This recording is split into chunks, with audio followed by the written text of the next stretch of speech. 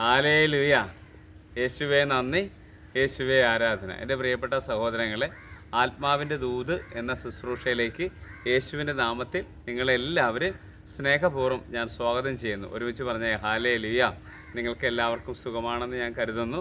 എല്ലാവരും സുഖമായിട്ടിരിക്കട്ടെ എന്ന് പ്രത്യേകമായിട്ട് ഈശോയോട് പ്രാർത്ഥിക്കുകയും ചെയ്യുന്നു. ഇന്ന് നമ്മളൊരു സ്വർഗസ്നാപിതാവിൻ്റെ പ്രാർത്ഥന ചൊല്ലി കാഴ്ചവെക്കുന്നത് ബീന രാജീവ് എന്ന മകളുടെ കേസിൻ്റെ വിജയത്തിന് വേണ്ടി, സോജി ജോസഫിൻ്റെ കടബാധ്യത മാറാനായിട്ട് വേണ്ടി, ഷിജു വർഗീസിൻ്റെ കടബാധ്യത മാറാൻ വേണ്ടി, റെറ്റുമോൾക്ക് ജർമ്മനിയിലേക്ക് പോകാനുള്ള തടസ്സങ്ങൾ മാറുന്നതിന് വേണ്ടി, ജയനമ്മക്ക് ജോലി ലഭിക്കുന്നതിന് വേണ്ടി, പുഷ്പമ്മയുടെ വിവാഹം നടക്കുന്നതിന് വേണ്ടി, ജൂഡിറ്റിൻ്റെ വിസ തടസ്സം മാറുന്നതിന് വേണ്ടി, ജയനമ്മയുടെ മകൻ്റെ മദ്യപാനം മാറുന്നതിന് വേണ്ടി, മേരിക്കുട്ടിയുടെ ഭർത്താവിൻ്റെ സൗഖ്യത്തിന് വേണ്ടി, ഇത്രയും പേരുടെ കാര്യങ്ങൾ സമർപ്പിച്ചാണ്.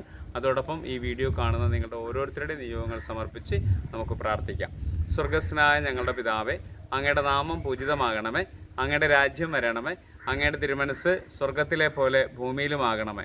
അന്നു വേണ്ടുന്ന ആഹാരം ഇന്ന് ഞങ്ങൾക്ക് തരണമേ.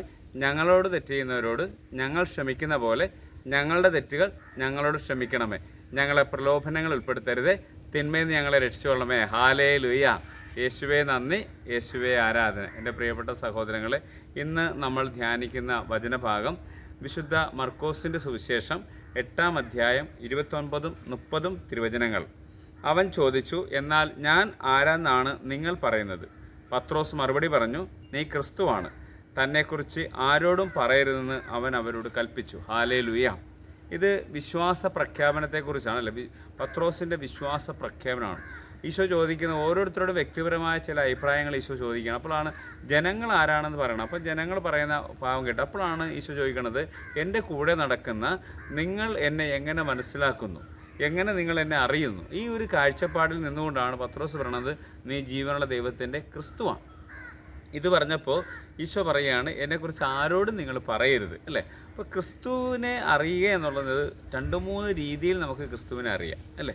വ്യക്തിപരമായിട്ട് നമുക്ക് ക്രിസ്തുവിനെ അറിയാം, ചില ആളുകളുടെ പറഞ്ഞുള്ള അറിവ് അറിയാം. പക്ഷേ ക്രിസ്തു എന്ന് പറയുന്നത് വെറും ഒരു ആളല്ല, ജീവൻ്റെയും മരണത്തിൻ്റെയും ഉദ്ധാനം ചെയ്യുന്ന യേശു രക്ഷകനായ ദൈവമാണ്. അതുകൊണ്ടാണ് ഞാൻ ക്രിസ്തു മാത്രമല്ല, ഞാൻ രക്ഷകനാണ്, ഞാൻ ദൈവമാണ്, ഞാൻ നിന്നെ സുഖപ്പെടുത്തുന്നവനാണ്, ഞാൻ യേശുവാണ്. അപ്പോൾ ഈശോ എല്ലാത്തിൻ്റെയും പൂർണ്ണതയാണ്. അപ്പോൾ ആ പൂർണ്ണതയിലേക്കാണ് നമ്മളെല്ലാവരും ദൈവം വിളിക്കുന്നത്. അതുകൊണ്ട് എൻ്റെ പ്രിയപ്പെട്ട സഹോദരങ്ങളെ, ഇന്ന് ഈ വചനം ധ്യാനിക്കുമ്പോൾ നമ്മുടെ ഉള്ളിലും ഈശോ ഇതുപോലെ ചോദിക്കുന്നുണ്ട്, ഞാൻ നിങ്ങൾക്ക് ആരാണ്?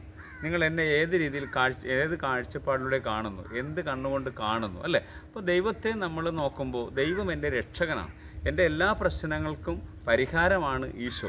ആ ഈശോയെ ഞാൻ പൂർണ്ണമായിട്ടും വിശ്വസിച്ച് പ്രാർത്ഥിക്കുന്നു. എവിടെയെങ്കിലും വിശ്വാസത്തിൻ്റെ കുറവുകളൊക്കെ ഉണ്ടെങ്കിൽ അതെല്ലാം കർത്താവ് ക്രമീകരിച്ച് നിങ്ങളെല്ലാവരെയും അനുഗ്രഹിക്കട്ടെ. പ്രത്യേകിച്ച് നമ്മളിന്ന് പ്രാർത്ഥിച്ച ഈ 9 പേരുടെയും നിയോഗങ്ങളെല്ലാം ഈശോ ഏറ്റെടുത്ത് അവർക്ക് സൗഖ്യവും വിടുതലും തടസ്സങ്ങളെല്ലാം മാറട്ടെ എന്ന് പ്രാർത്ഥിച്ചുകൊണ്ട് നിത്യം പിതാവും പുത്രനും പരിശുദ്ധാത്മാവിൻ്റെ നാമത്തിൽ ആമേൻ.